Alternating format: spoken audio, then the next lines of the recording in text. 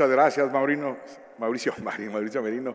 Si gustas tomar asiento para abrir un pequeño espacio para preguntas y respuestas, creo que hay situaciones muy importantes que se dejan de manifiesto en su intervención. Desde luego no puedo dejar de recordar yo otro libro que no mencioné que él escribió, ¿Qué tan público es el espacio público? Y donde ahí pueden encontrar mucho bagaje de lo que acabamos de escuchar. Tenemos varias solicitudes de preguntas. Por favor, allá atrás. Sí, por favor. Presentándose primeramente antes de la pregunta. Sergio Armendáriz, un placer escuchar a Mauricio. Mauricio, bueno, revolución kantiana en México. Es hermoso el ideal, el desideratum, pero la verdad es que lo que tenemos más bien en México, pues ni siquiera la inteligencia institucional, que es mucho menos que un imperativo categórico, ni siquiera un pragmatismo sano, sino un pragmatismo promiscuo, mafiocrático. Haces énfasis en el lenguaje. A mí me parece muy importante, creo que el evento ha hecho permanentemente énfasis en la importancia del lenguaje público de la política, lo cual creo que es fundamental. ¿Hasta qué punto, por ejemplo, un concepto como mafia, aplicado de manera legal, jurídica, en la medida operativa posible, pudiera generar alguna secuencia virtuosa para enfrentar este cáncer de 1000 cabezas, con enorme capacidad metamórfica para seguir sobreviviendo, y definir en la conducta mafiosa que en la clase política mexicana le resulta urticante? La clase política mexicana no se define ni con los adversarios como mafiosos. Llama la atención, hay una protección semántica, una especie de burbuja semántica que no habla de mafia, y la clase política en México es mafiosa, es mafiocrática, pero no se le trata como tal. Se habla de ladrones, de rateros, de pandilleros, cuello blanco o cuello del color que sea, pero le rehuyen al término. Termino pidiéndote una opinión. Hay una voz insolente, pero no carente de luminosidad, en el análisis político en México, que es la de Edgardo Buscaglia. Buscaglia centra el enfoque precisamente en el análisis mafiológico, tú lo conoces seguramente a fondo, y habla de la mafia caviar mexicana y una serie de conceptos interesantes. Propone de manera muy clara auditorías ciudadanas para el perfil de los aspirantes a representación popular. Lo propone de manera clarísima. No se ha hecho esto de la 3 de 3, se ha burlado de miles de maneras. Es una pequeña simulación para el enorme cáncer destructivo del tejido institucional mexicano. ¿Qué opinas tú de la postura de Buscaglia y concretamente de este asunto de las auditorías ciudadanas respecto a los perfiles de abordaje a los puestos públicos? ¿Quieres contestar o tres? Vamos a recoger 2 preguntas más. Instituto de Investigaciones Jurídicas, ¿verdad? ¿Cómo estás? Sí, ya veo que ya me conocen. Gracias. Mauricio, muchas gracias por la charla. Da un poquito de esperanza, que la verdad que hace mucha falta por estos días.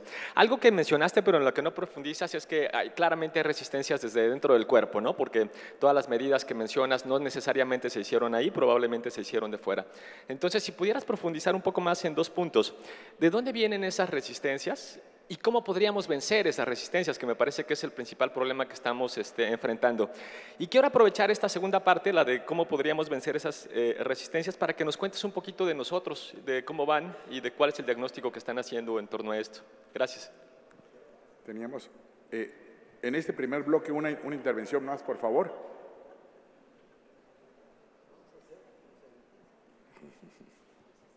Buenos días, Patricia Temolsi, ciudadana interesada en el sistema, estudiante del 4º semestre de Derecho, víctima de un acto de corrupción. Le felicito, muy interesante su conferencia, pero creo que más que venganza, buscamos justicia. ¿Cómo poder llegar? La pregunta es, ¿cómo poder llegar a esos servidores públicos? Porque como que ya una vez que están arriba, se les olvida que son eso, servidores públicos, y están rodeados de un gran séquito de protección que es muy difícil llegar a ellos. Hacemos los escritos de denuncia, de reclamo, y se quedan en la mesa, y yo creo que la mayoría de ellos ni siquiera saben que hubo un reclamo, ni siquiera saben cómo se le dio solución. Y tristemente la solución que se le dio no es la que imparte la justicia. ¿Cómo llegar a ellos? ¿Cómo hacerles ver eso? Que son esos servidores públicos. Gracias. Adelante, por favor.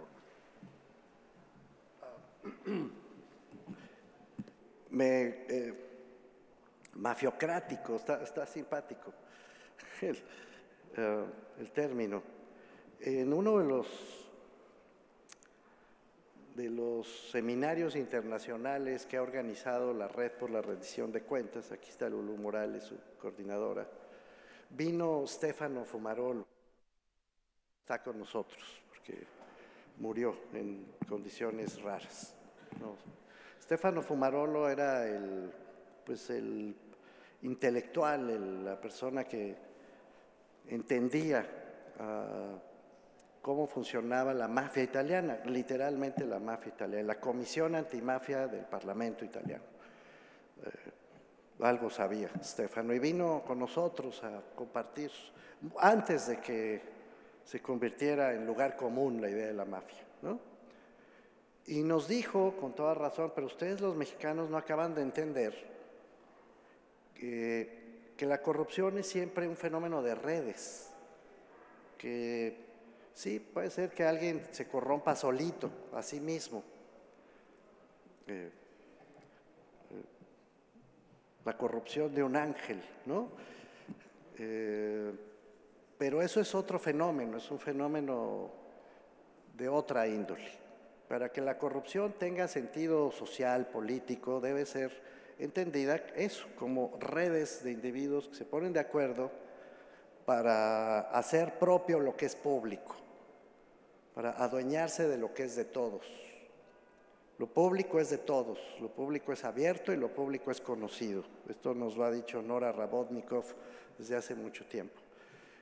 Si eso que es público, que es de todos, es tuyo y es mío, pero también es de los demás, no es de nadie, no es que sea de nadie. Lo público nos pertenece a todos, nos involucra a todos, nos importa a todos. Si eso que nos importa a todos acaba siendo capturado por unos cuantos, entonces pierde su naturaleza pública, se vuelve privado, se vuelve producto de estas redes que se ponen de acuerdo para secuestrarlo. Eso hacen las mafias. Entonces, Stefano Fumarolo, igual que tú, Sergio, nos decía, la corrupción es crimen organizado.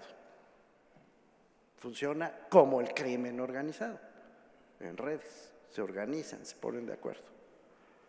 Y obviamente debe combatirse como al crimen organizado. ¿Cómo se combate al crimen organizado? Pues se combate con inteligencia, no con violencia. Funciona cuando les quitas las fuentes de ingreso, cuando el negocio deja de ser interesante. Por lo tanto, hay que quitarles el negocio. Lo que el Sistema Nacional Anticorrupción intenta es quitarles el negocio. Y la única manera de quitarles el negocio no es quitándoles en abstracto el presupuesto, porque el presupuesto siempre tendrá que existir, más grande, más chico, pero tendrá que existir, el país tiene que seguir funcionando. Es haciendo que ya no puedan hacer negocio con lo que es de todos. Y no solo hacen negocio con el dinero, mucho cuidado con ese otro error, ya no quise entrar en más detalles, pero otro error típico de la sociedad civil, con todo respeto lo digo, es creer que todos los negocios se hacen con presupuesto público. No es cierto. Hace poco Teresita Rendón Huerta nos hacía un estudio precioso en uno de los seminarios que organizamos. Es una especialista en temas municipales, muy reconocida en México, donde estudia los reglamentos municipales del país, todos. Se metió a estudiar todos los reglamentos, vaya empresa intelectual.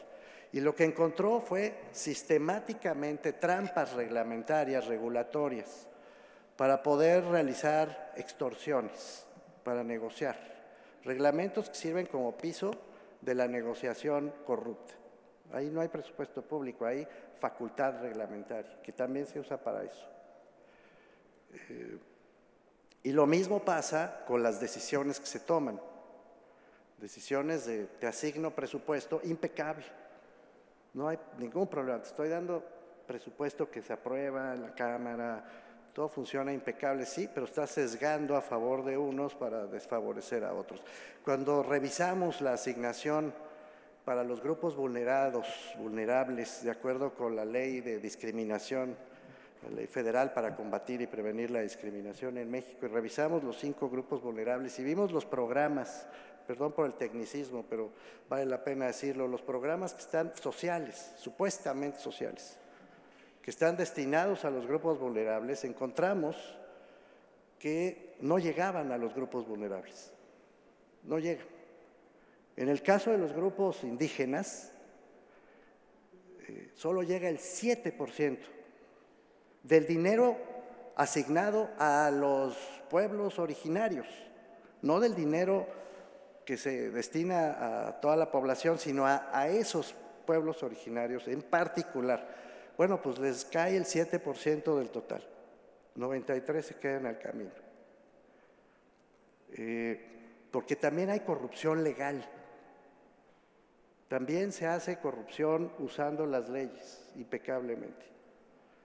Por lo tanto, es necesario inyectar inteligencia institucional. No sé si estoy siendo demasiado alambicado, a mí me parece de una obviedad absoluta. Si se está vulnerando lo público, pues eso es lo que hay que atajar. Y hay que atajarlo como se ataca al crimen organizado. Tampoco creo en buenos contra malos. Sé que me estoy metiendo en un berenjenal y pues ni modo, que me perdone. ¿Cómo dicen? ¿Ya sabes quién? Los buenos contra los malos. No creo. Yo creo que las personas somos seres humanos, complejas, sometidas a muchas circunstancias diversas. No me voy a poner a hacer filosofía existencialista, pero no es cierto que la sociedad civil es buena y todos los funcionarios son malos. Eso es una patraña. Es hasta agraviante. Es más, es agraviante para la sociedad civil. A mí me ofende que me metan ahí. Lo digo con toda claridad. Como tú estás en la sociedad civil, eres una buena persona. No es cierto. No lo es. Tampoco es cierto que un funcionario público, por el hecho de serlo, ya se volvió corrupto de quinta. Eso es es un argumento de poder. Es un argumento, Bourdieu lo frasearía 1000 veces mejor que yo. Construir el argumento es construir la carga de poder que está detrás del argumento. Y cuando se dice sociedad civil, buenos contra, siempre buenos, nunca se equivocan, siempre tienen razón, nunca tienen malas intenciones. No quieren someter al próximo presidente de México. ¿Quién puede pensar semejante cosa? Si Brasil no es más que un accidente en la historia de la humanidad. No crean ustedes que construir sistemas de corrupción, anticorrupción, destinados a someter al Estado Nacional deliberadamente, no fue más que un accidente. Guatemala es un accidente. Honduras es un accidente. No nos engañemos, no perdamos capacidad de análisis. No es cierto. También hay quienes buscan utilizar el espacio del combate a la corrupción para someter al Estado y concretamente para someter, si se puede, al próximo presidente de México, a los gobernadores y al que se pueda. Desde una posición de purismo absoluto, sociedad civilista, que reclama bondad a manos llenas. Yo no voy a eso, con claridad. Por eso aprovecho este foro, que sé que se va a oír bien en muchos lugares. No creo en eso. Creo en una administración pública bien organizada, como ya lo expliqué, no me repito, transparente, capaz de resolver sus propias trampas, capaz de darle salida, Patricia, a las denuncias de los ciudadanos y tampoco cayendo en la trampa de que como son ciudadanos todos son buenos. Tampoco eso es cierto. Trabajé muchos años en el IFE y a lo mejor eso me ayudó. Y estos señores hacían cosas horribles, con todo respeto se lo digo a César. Utilizaban los medios de denuncia de partidos contra partidos para ver cómo le pegaban al adversario, a veces sabiendo perfectamente que no era para tanto. Llegamos a discutir en el IFE problemas de bardas. Recuerdo una discusión que duró 8 horas porque un partido había utilizado una barda que no le había sido asignada. Lo que querían era construir ruido, ¿no? hacer ruido mediático. También los ciudadanos hacen eso y también pueden ser capturados por partidos políticos para pegarle al gobernador de turno, al alcalde adversarial, en fin, juegan con eso. Pero por supuesto debe tener salida y por supuesto debe tener publicidad y por supuesto debe ser atendido por una administración pública que funcione. Si yo salgo a comprar en este momento una chamarra de piel como la de Guillermo, que está muy bonita y debe ser carita, y pago con mi tarjeta de crédito,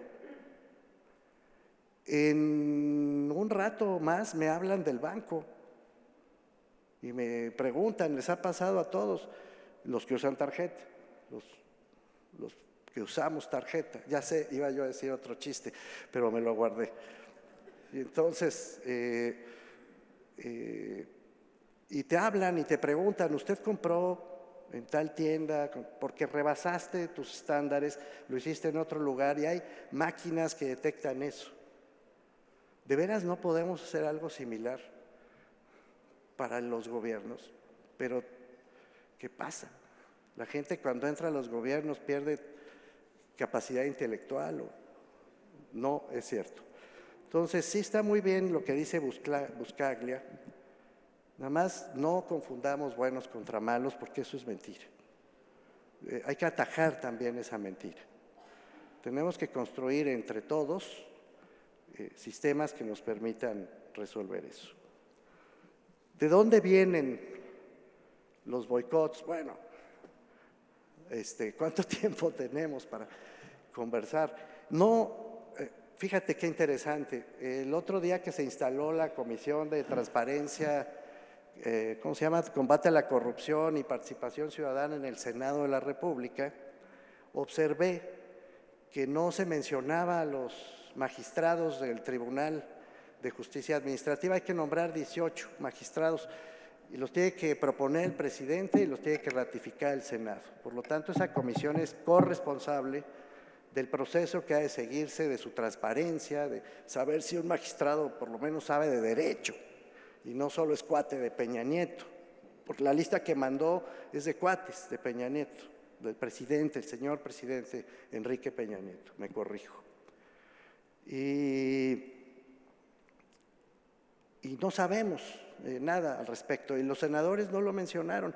Esos magistrados van a durar 15 años en su cargo y van a ser la última palabra en materia de justicia administrativa, lo que no solo significa sancionar las faltas graves de corrupción, sino significa crear la sistematicidad de la que vengo hablando. Desde ese tribunal se va a reconocer cuáles son los procedimientos que se vulneran de manera sistemática para exigir que se modifiquen. Así está diseñada la ley. Así está diseñada la ley, esa es su función. Bueno, no los han nombrado. No los han nombrado porque se los quieren repartir. Porque estaban esperando ahora a que, ya que se va el presidente Peña y viene el presidente López Obrador, no tengo ninguna duda de que se sentirían más cómodos negociando con el presidente López Obrador. ¿Y qué cambió? Claro, perdónenme, alguien me diría, pero es que hay gente mejor que otra, sin duda, cuando uno va a las urnas, de eso se trata, sí, pero a la hora de gobernar, los que gobernamos somos nosotros. Los que tenemos derechos somos nosotros y los que debemos aprender a exigirlos somos nosotros. Y así contesto también a tu otra pregunta. De eso se trata nosotros. de asumir que tenemos derechos, que somos titulares de esos derechos y que queremos hacerlos notar e ir pasando la voz poco a poco. ¿Cómo vencer esa resistencia? El fiscal, ¿te gusta ese ejemplo? ¿Para qué me voy más lejos? El fiscal no lo han querido nombrar o lo van a nombrar por pactos, pero ya se dijo además, aquí vamos a pactar al fiscal. Es decir, otra vez la captura. Podemos deliberar hasta la náusea si es conveniente o no para el Estado Nacional Mexicano que el monopolio de la coacción legítima que va a ejercer la Fiscalía General de la República esté separada de la jefatura del Estado mexicano. Ese es otro debate. Pero lo que está claro es que la designación del fiscal está respondiendo otra vez a la captura, a la idea de alguien cercano, leal, alguien que se pueda someter. Y todos nosotros mirando ese espectáculo. Y de ahí para abajo el resto de la administración pública. ¿De dónde vienen los boicots? Vienen también de la ignorancia y de las ganas de no entender.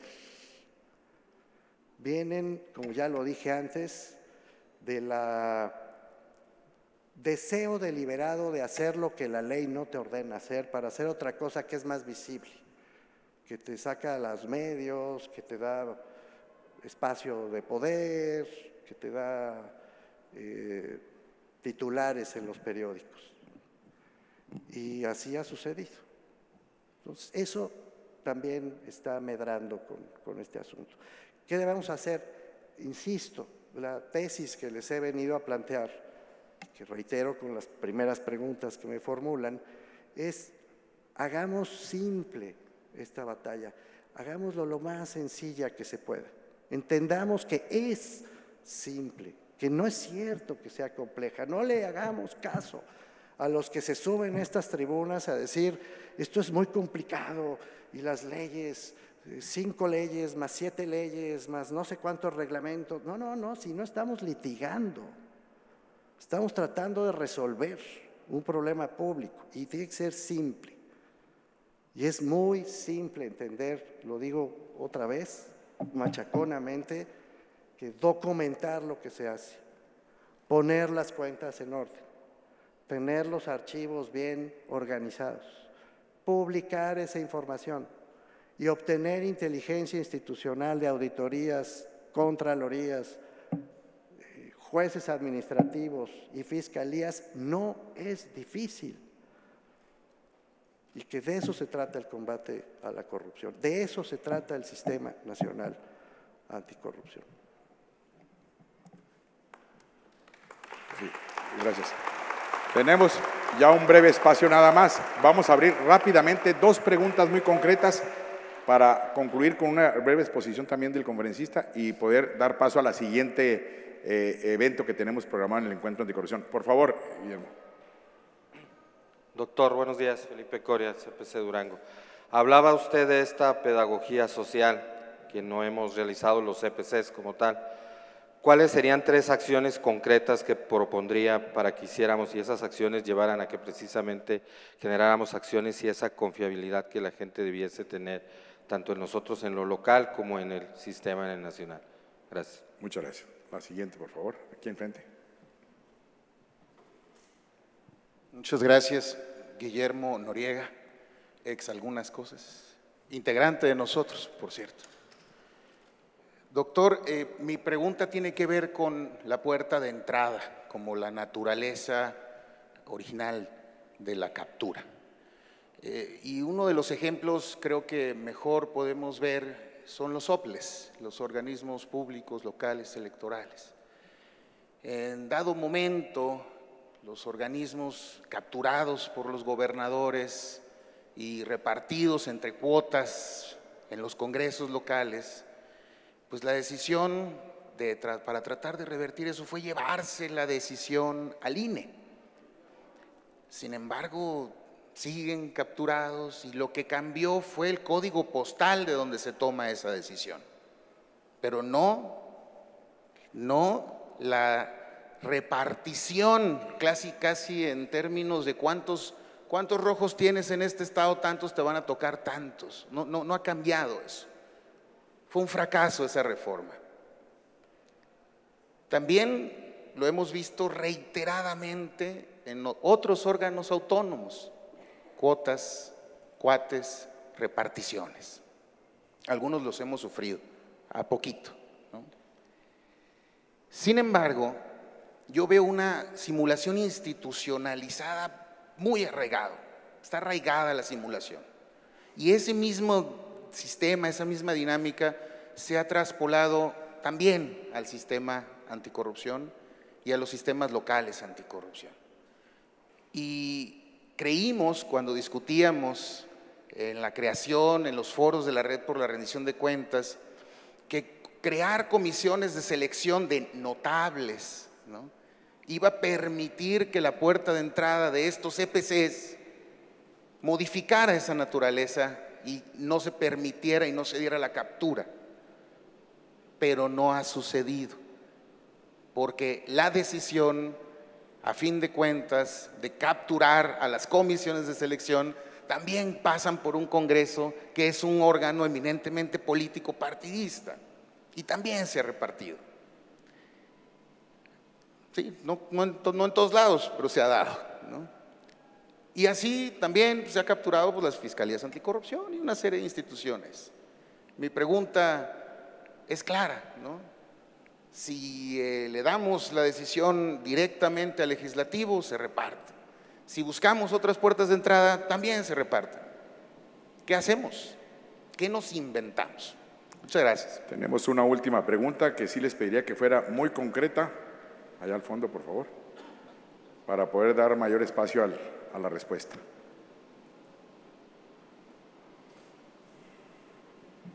Sí, muchas gracias. Amir Urrutia, Centro de Desarrollo de Estudios Superiores. Bueno, ubicando la falta de implementación, hemos visto que hay países en donde ya generaron una implementación de un sistema anticorrupción. Este sistema lo identificamos bajo una norma internacional ISO 37001 en la versión 2016. Viene muy específico, es una metodología ya definida desde el punto 1 hasta el punto 10, con un anexo con 22 puntos, pero es muy simple. Incluso puede ser que digan, lo que pasa es que es costoso, lo podemos bajar de internet, está libre. Entonces una pregunta es, ¿por qué el gobierno, por qué nuestro sistema no ha visto la implementación de este sistema y poder ahora sí certificar lo que es un sistema de gestión anticorrupción? Gracias. Muchas gracias a ti. Mauricio, por favor. Empiezo por esto último para zanjarlo rápido. Ya he explicado varias veces lo que creo que sucede con la mecánica de la captura y la necesidad de despertar de ella y enfrentarla. Lo que ha venido produciendo el Sistema Nacional de Fiscalización son mapas de riesgos. Y esos mapas de riesgos están basados en el sistema COSO, le llaman los que saben de estos temas. Y están tratando de detectar a través de estos mecanismos en donde efectivamente hay un riesgo de mala implementación o de captura o de corrupción. Yo decía hace un momento, claro que sabemos y claro que tenemos la información, me refería yo precisamente a eso. Hay técnicas pues ya desarrolladas y no hay pretexto para no utilizarlas. Estoy de acuerdo. Y voy de regreso. Creo que la pregunta que hace Noriega es sumamente relevante. Empiezo por decir esto. Si algo, y por favor corríjanme si cometo un exceso, si algo ha salvado a los procesos electorales mexicanos de los despropósitos, me estoy arriesgando mucho, pero animado por la presencia de don Fernando, me da gusto saludarlo porque acababa de dejar la Secretaría de Gobernación, no, todavía era secretario de Gobernación, ya no me acuerdo, y se fue a meter de alumno al CIDE, fingiendo que iba a aprender. Imagínense qué compromiso tener al secretario de Gobernación en el aula diciendo que quería aprender algo de nosotros. Pues me da mucho gusto saludarlo. Y por cierto, se portó muy mal como alumno. No paraba de hablar y de intervenir, era terrible. Ni de preguntar. Y decía que tenía más información que nosotros. Quién sabe por qué lo decía. Pero bueno, regreso con Guillermo. Si algo ha salvado a los procesos electorales, no ha sido los consejeros electorales. Ha sido el servicio profesional electoral. La verdad. Consejeros van, consejeros vienen, pleitos van, pleitos vienen, y lo fundamental de lo electoral, ahí sí, se ponen las casillas, se cuentan los votos, se distribuyen las credenciales. La gente profesional que sabe lo que tiene que hacer, que sabe cómo van a ser evaluados, que sabe por qué se van a quedar, hace su chamba, recibe los incentivos correctos y produce los resultados que la sociedad mexicana necesita. Y vaya que esto se necesita y en serio. Lo hemos internalizado tanto, el hecho de que eso funciona, que ya no se discute, se da por hecho.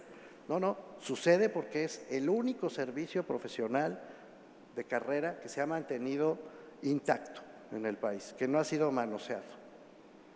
Y en cambio tú tienes en efecto OPLES y tienes consejeros y grillas y ha sido tan potente la profesionalización y su éxito que a pesar de todo esto, los procesos electorales siguen funcionando. Yo creo que es una lección que expresa, gracias Guillermo, con un ejemplo concreto lo que quiero transmitir aquí. Hacer la tarea de la administración pública bien hecha. El reparto partidario fue, por otro lado, una de las razones que acabaron despedazando el régimen político anterior. No sé qué siga, pero el anterior se despedazó. Porque en efecto los partidos creyeron que la pluralidad equivalía a repartirse todo, cuotas. Y entonces donde había 9, pues 3, 3 y 3. Y ahí se ponían de acuerdo. Eso es un error grave que acabó lastimando al régimen en su conjunto. Mi opinión ya la dije, sé que es debatible como todas las opiniones. Creo que ese régimen de partidos se desfondó el 1 de julio y dudo mucho que se pueda levantar después del 1 de julio, algo que se parezca siquiera a lo anterior. Se desfondó como tal, como esta tercia de partidos, PRI, PAN, PRD, se desfondó. Se repartieron todo menos la inteligencia de la sociedad mexicana. Esa no se la pudieron repartir. La gente vio lo que estaban haciendo y les pasó la factura. Lección para ellos y lección para Morena y para lo que sigue. Con el pueblo no se juega, porque al final se pagan las consecuencias, creo yo. Y en este sentido coincido también, Guillermo, que la idea de poner a un grupo que va a seleccionar a otro grupo elimina responsabilidades políticas. Yo creo que debemos reconocer, y le voy a pedir exilio al señor gobernador de Chihuahua después de esta intervención, porque no me van a dejar regresar ni al CIDE, pero debemos reconocer que nos equivocamos, que la idea de poner notables para suplir la responsabilidad política de las personas por las que votamos no ha funcionado, la verdad. Porque elude, es una forma de eludir la responsabilidad política. Yo no los puse, los puso la comisión de selección. Y a mí que me expulque. No, pero usted es el senador. Usted no puede eludir su responsabilidad. No, yo puse una comisión de selección, yo ni volteo. No soy responsable frente a esto. Hicimos con los senadores lo que la Constitución de Cádiz con el rey. O sea, aquí gobiernan todos, pero el rey es irresponsable de cualquier cosa que suceda. Pero eso me parece francamente un error. Prefiero 1000 veces que se rectifique ese proceso, la verdad, y que las instancias parlamentarias asuman su responsabilidad a cabalidad, no para repartirse, sino para obligarse a decidir por consenso quiénes deben estar en esos lugares, que tengan la confianza de todos, no porque se los repartieron, sino porque todos confían en ellos. Eso es lo que yo haría. Y bueno, pues espero de veras, en materia de administración pública, que significa la operación del Estado mexicano, la operación cotidiana del Estado mexicano, tenemos que ser capaces de simplificar lo que hemos entendido por el Sistema Nacional Anticorrupción. Y aquí están las 3 tareas que me pide el compañero de Durango. Primero hay que entender, volver simple lo complejo, porque es simple. Pero hay que sentarse a entender, con ganas de entender, no con ánimo protagónico, sino con ganas de entender. Hay que explicarlo después, hay que salir a la calle. He estado en algunos estados donde le temen a la prensa, los miembros del CPC. He escuchado colegas que dicen, queremos que los integrantes del CPC sean igualitos a nosotros, sean como nosotros, todos igualitos, como clones. Tienen que ser diferentes, de eso se trata. Y tenemos que aprender a convocar y a enfrentar la convocatoria. Eso, compañero de Durango, es lo que yo le sugeriría. No, repito, no investirse en los adalides de la anticorrupción de Durango. Le va a ir mal si lo intenta. No va a poder. Para eso están las instituciones, pero sí debe exigir con esta convocatoria que las instituciones diseñadas cumplan con su cometido. Y ese sí va a tener seguramente mucho respaldo. Yo reitero mi gratitud al gobierno de Chihuahua, a su querido gobernador, a su secretario de gobierno y a todos ustedes por haberme escuchado esta mañana.